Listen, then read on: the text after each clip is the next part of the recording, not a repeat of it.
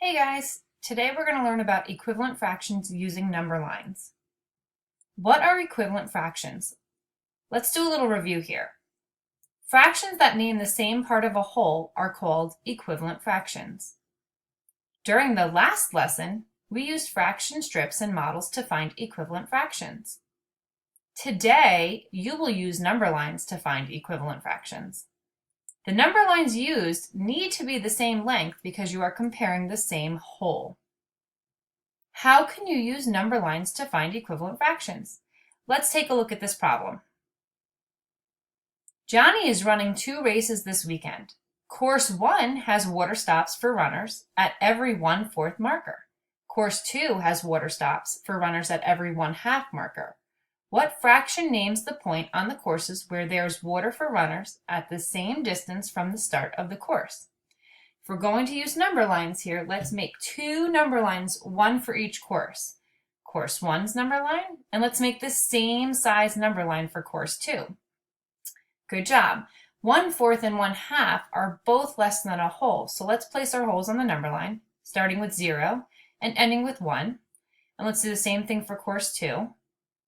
Okay, let's look at course 1, and we should break it into how many equal parts? Well, because we're talking about 1/4 markers, we should be breaking it into 4 equal parts and labeling them. So let's break it into 4 parts, labeling this as 1/4, 2/4, and then finally 3/4. 4 equal parts. And let's look at course 2 and break it into 2 equal parts because the denominator is 2. So let's place 1/2 right there. Do you see any fractions that are the same amount on course 1 and course 2? If you said 2/4 and 1/2, you'd be correct. They are equivalent fractions. 2/4 equals the same amount as 1/2. They are both at the same point on each number line.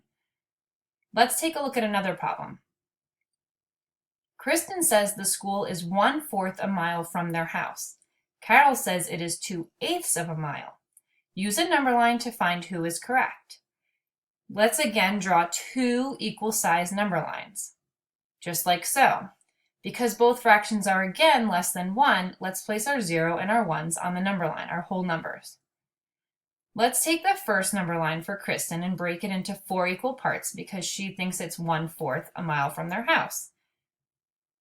And then let's label each tick mark with the appropriate fraction. 1/4, 2/4, 3/4.